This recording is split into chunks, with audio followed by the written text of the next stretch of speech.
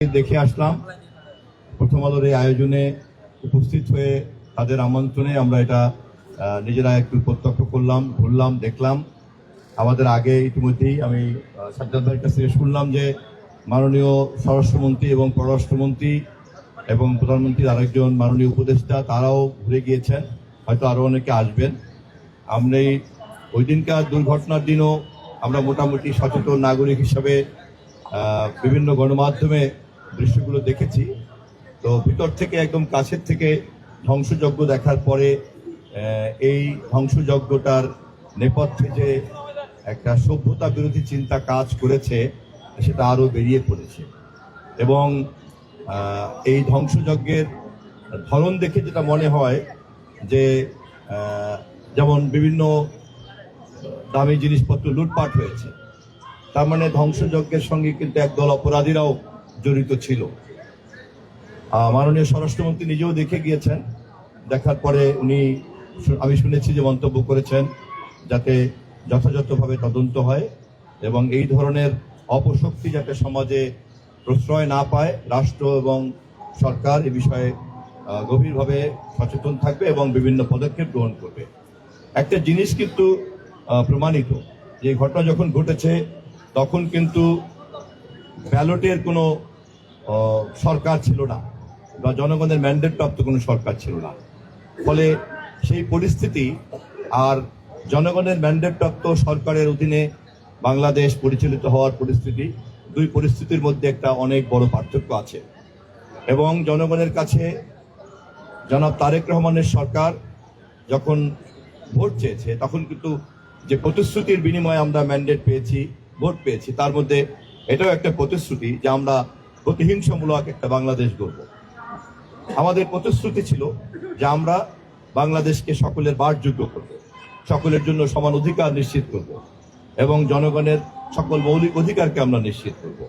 এবং এই অধিকারগুলি নিশ্চিত করার জন্য জনগণের ম্যান্ডেট প্রাপ্ত সরকার হিসাবে সাংবিধানিকভাবে একমাত্র সরকারই হচ্ছে রাষ্ট্রের সেই কর্তৃপক্ষ যে এই প্রতিশ্রুতিগুলিকে বাস্তবায়ন করতে পারে। ফলে অন্য কোনো কর্তৃপক্ষ, অন্য কোনো শক্তি, অন্য কোনো অপশক্তি সমাজে কোনো দাপট প্রভাব দেখাক, তা কোনোভাবেই কাম্য নয়।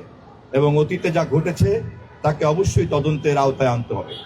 এবং এটা পরিষ্কারভাবে আমাদের সরকার বোঝে, কোনো অপরাধ তামাদি হতে পারে না।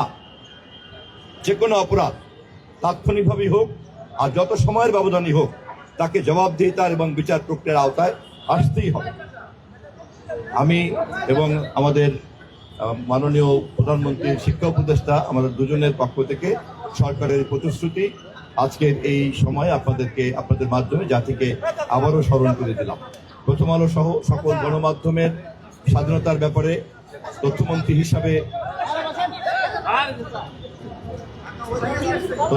হিসাবে আমরা আমাদের তৎপরতা ইতিমধ্যেই শুরু করেছি। আমরা আপনাদের সহযোগিতা চাই এবং যে কোনো গণমাধ্যমের উপরে যে কোনো ধরনের আক্রমণকেই আমরা সভ্যতার উপরে আক্রমণ হিসেবে বিবেচনা করি। সবাইকে ধন্যবাদ।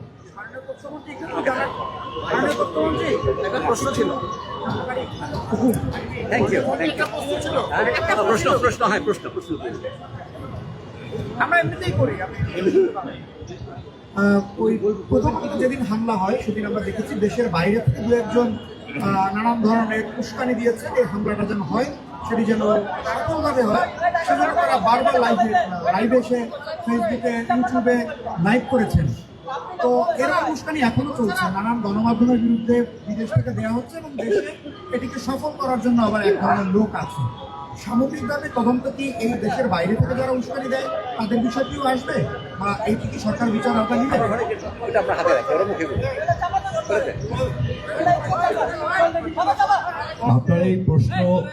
আপনার এই প্রশ্নের মধ্যেই কিন্তু একটা বিষয় নিহিত যে এই ঘটনা বা এই দুর্ঘটনা যারা এই দেশের বাইরে থেকে সংশ্লিষ্ট হয়েছে তারা দেশের আওতার বাইরে আছে বর্তমান এই মুহূর্তে। ফলে তদন্ত প্রক্রিয়ার সঙ্গে যারা জড়িত থাকবেন তারা এটাকে পর্যবেক্ষণ হিসেবে অবশ্যই যুক্ত করবেন এবং তাকে তদন্ত প্রক্রিয়ার মধ্যে বা আইনি প্রক্রিয়ার মধ্যে বা বিচার প্রক্রিয়ার মধ্যে সংশ্লিষ্ট করার জন্য এই ধরনের সীমানার বাইরের যে কোনো অপরাধকে কিভাবে যুক্ত করা যায় তার জন্য সংশ্লিষ্ট আইনগুলিকে বেরোয়। কিন্তু স্পিরিটের দিক থেকে অবশ্যই অপরাধী যে যেখানেই বাস করুক বা অপরাধের প্রশ্রয় যদি কেউ দিয়ে থাকে প্রমাণিত হয়, অবশ্যই সরকার সেটাকে বিবেচনা করতে দিবে। ধন্যবাদ। মাননীয় মন্ত্রী, আছে যে আমরা ডেইলি স্টারের মতো সংবাদ মাধ্যম গণমাধ্যমে হামলা হয়েছে অন্তর্বর্তীকালীন সরকারের। অন্তর্বর্তীকালীন সরকার কি এমন একটার জন্য হামলা দায় এড়াতে পারে? কোন সরকার অন্তর্বর্তী আর কোন সরকার নির্বাচিত সেটা আর একটা প্রশ্ন, কিন্তু অপরাধের সংজ্ঞা অনুযায়ী অপরাধ এবং আইন তার নিজের গতিতে চলবে। ধন্যবাদ। আজকের মতো মাননীয় মন্ত্রী, একটা প্রশ্ন ছিল, আমরা নতুন সরকারের আমলে এটাই কিন্তু শেষ। হ্যাঁ, আমরা নতুন সরকারের আমলে কি প্রত্যাশা করতে পারি এইভাবে গণমাধ্যম হাউসে এবং সাংবাদিকদের উপরে হামলা পুনরাবৃত্তি হবে না, এটা কি আশা করতে পারি আমরা? আমরা এটাকে আমাদের ম্যান্ডেট প্রাপ্ত দায়িত্ব বলে বিবেচনা করি। ফলে আপনাদের আশার সঙ্গে আমাদের দায়িত্বের একটা সম্পর্ক রয়েছে। ধন্যবাদ।